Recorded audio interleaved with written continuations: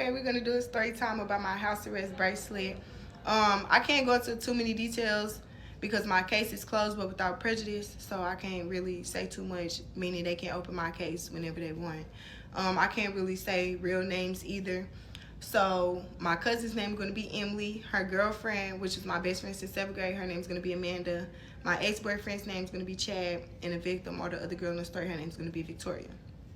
So Emily and Victoria was friends for a minute. You know, Victoria always to come over to Emily's house, kick it, chill, or whatever. So one day, Emily and Amanda had got into it. I don't know the given situation, but Emily's like, hey, I'm going to go to Victoria's house for a minute. I need some space. You know, I need my time to myself. So she's going to go over to Victoria's house. So while she's staying with Victoria for a while or whatever, one of Victoria's boyfriends made her uncomfortable. Emily came to Victoria like, hey, your man made me uncomfortable, this what he did, da da da. And Victoria took it the wrong way, started wanting to argue, hoop and holler, you know, do the most, telling her she had to leave. So Emily left, and the next day she's contacting her like, hey, can I get my things? And Victoria's like, you're not getting shit. Now, mind you, her cards, her purses, shoes, clothes, all her stuff is in her house. And she has her phone, she can check her accounts or whatever. So she just seeing money leave her cards and shit. Now, mind you, Victoria is her friend, so she know her pins. And Emily is the type of person like, hey, take my card, go to the store, you can get this, you can get that. So she know her shit. And so one day I'm sleeping in bed with Chad or whatever. My phone dead because the night before we was turning up, we was having fun. I didn't think to put my phone on the charger when I came in to go to sleep. So Chad tapped me like, hey, Emily called my phone like 12 times. I think you should call her back. It's probably important. So I get up to call Emily. She's like, I'm trying to go to Victoria's house to get my things. It's no issue. I don't want to, you know, make it a big deal. I just want to get my stuff and get out of her. So I get up to go pick up Emily and Amanda to take them up to Victoria's to get her clothes and her cards and whoop-de-whoop. So on the way there, Emily's texting Victoria like, hey, I'm on my way to get my things. I just want my stuff. I don't want no issue. I'm just trying to grab my stuff and go. Victoria's like, I'm not at home. I'm at a hotel with my play BM. You know, we kicking it. So I'm not at home. You're not going to be able to get your stuff. Emily's like, I know she's home, so we continue to go there. So when we get there, we knocking on her room window. We knocking on the front room window. Get to the front door. So we get there. We knocking on her room window. We knocking on the front room window. We get to the door. It's open. So I guess she called the police when we told her like we on the way there or whoop-de-whoop. Because that's just the type of person Victoria is. So she called the police before we even got there. So when we got there, the police already on their way. Because she's telling them like we breaking in her house or we finna fight her. Or I don't know what she told them. So when we get in the house, I'm like, there she go right there sitting on the bed. And so she jump up off the bed, all animosity, like, bitch, what you doing here? What you gonna do? What you know, doing the utmost. And so she know Emily personally, and she know Emily, she gonna fight, you wanna up, she gonna up. You know, Emily gonna do what you wanna do. So she know not to play with Emily. And she didn't really know me, so she like, that's my target right there. I know I can't say or do to Emily, so that's my target right there. So she getting rowdy with me. She in my face, got her pointing her phone in my face, like trying to go in or whatever. So I snatched it out her hand and shit. And so basically we tussling over the phone. So I just slammed her ass like, I'm not finna fight with you. I ain't even come over here for this shit. This not even my shit. This my cousin though. So you know I'ma have her back. But at the end of the day, I ain't even come over here for all of that. But she wanna argue and fight with me. Like she's literally every time I'm walking off, she's trying to grab on me and shit. So my nigga Chad, he was downstairs and he like, shit, they taking too long. So he came up to check. And when he come up, I'm fighting, I'm rumbling. I'm tossing this bitch all around the apartment because who you playing with? And so by him being my nigga, he jumped in and shit. So we whooping her ass while they moving they shit out the house.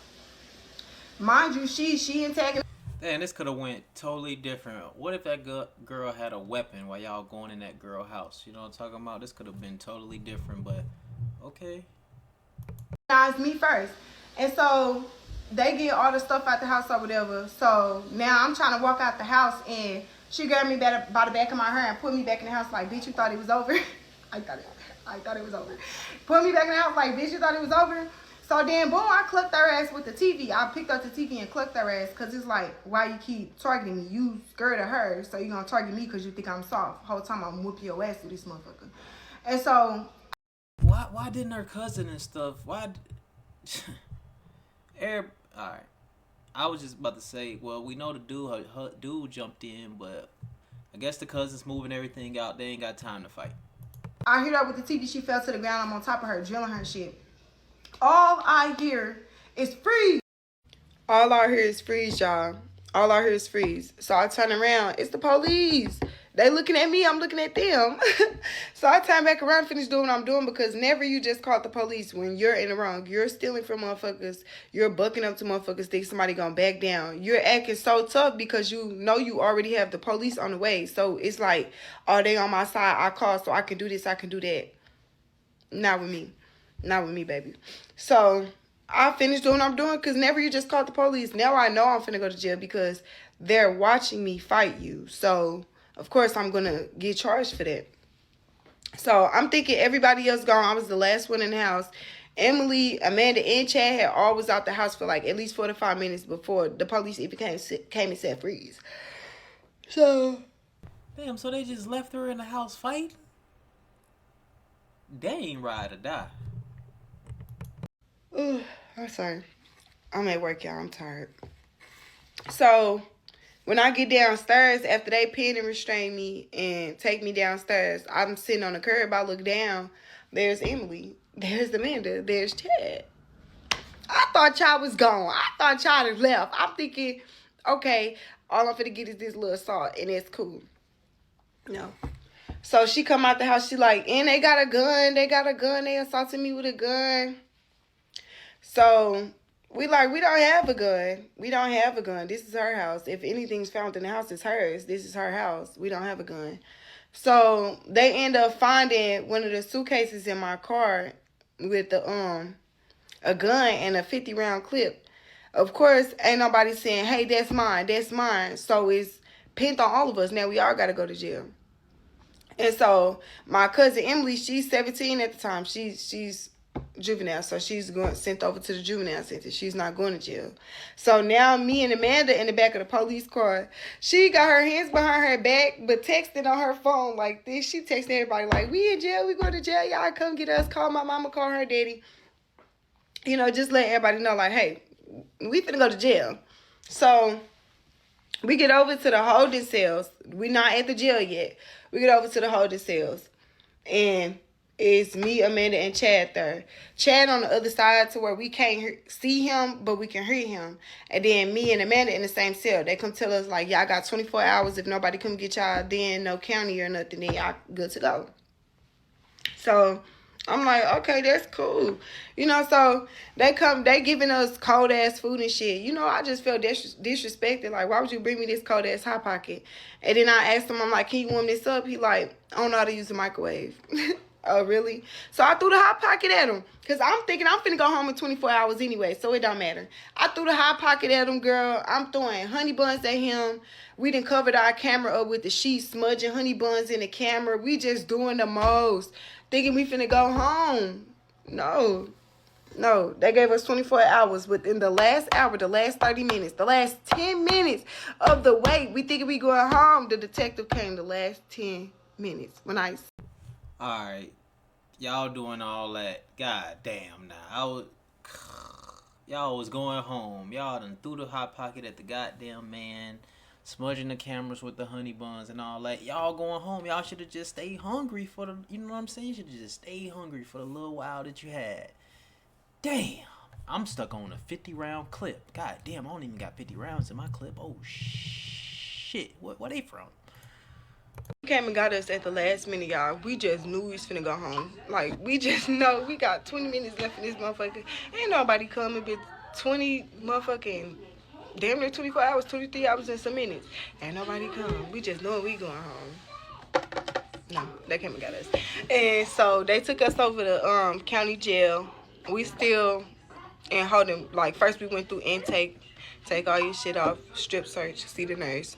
And then you go into holding.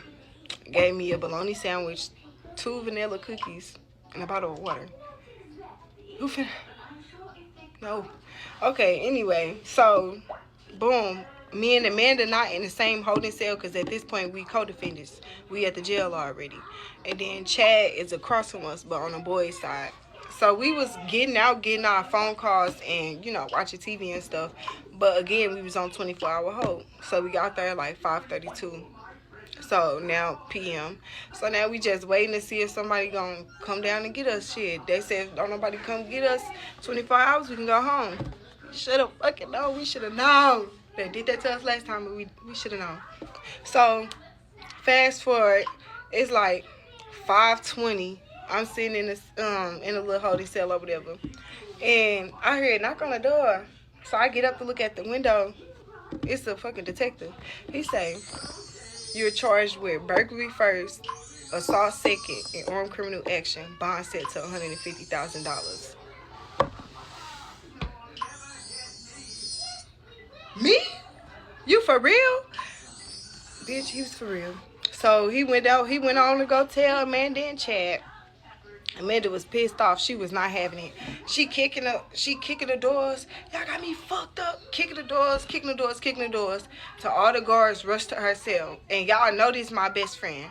So when I'm seeing her mad and then I'm seeing them all running towards her and restraining her and shit, I'm like, get the fuck off of her. So now I'm kicking my door. I'm trying to break the glass on this motherfucker. Like, y'all got her so fucked up.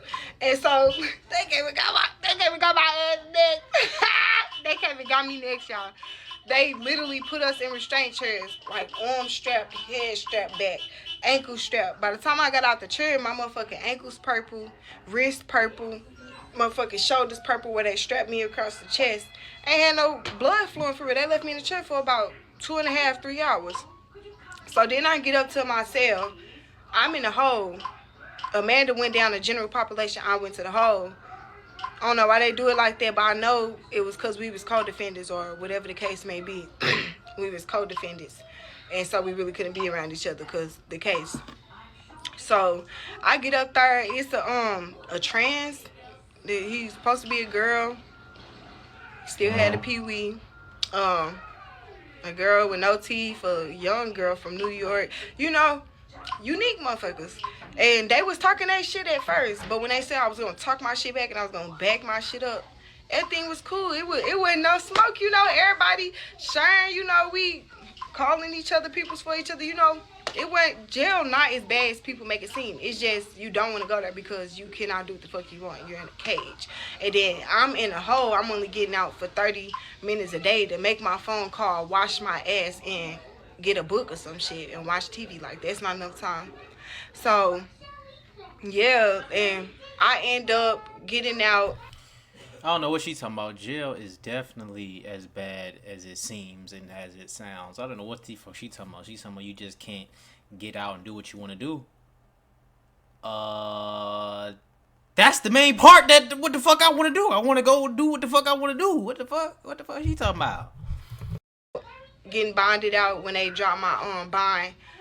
I ended up bonding out 3 months later. I got on house arrest for 2 months and then my case was dismissed because the victim didn't come to court and testify. But then, by the time it got picked up by the state, so they didn't need the victim no more. So they opened the case back up 3 days later and suppressed it. So I never knew. So I had a suppressed indictment. So one day, I'm sneaking out my house with my cousin to go get some motherfucking McDonald's because we want to be slick and go eat without everybody. That's what I get. I was trying to be slick and go eat without everybody.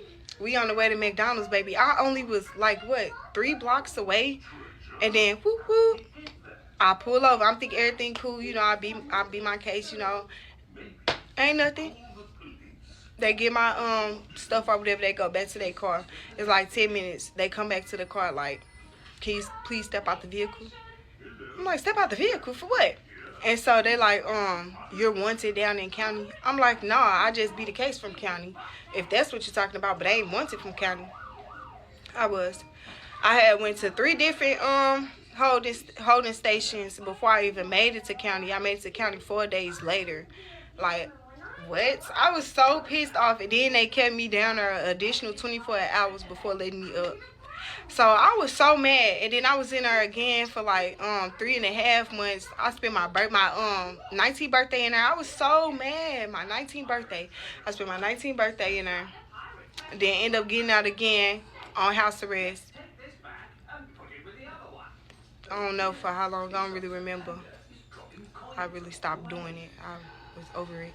And then they told me I can get off of house arrest because I was supposed to be on the plan with no payment, but then they put me on the plan for payment, and I'm paying it. But then I realized like my paperwork say I'm not supposed to be paying this shit, so I stopped paying it. And they told me I can get off house arrest and just keep coming to court. And so I came to court. My case was dropped again, but without prejudice. Because the victim said she didn't want to testify. She didn't want no parts in the case. So my shit closed right now.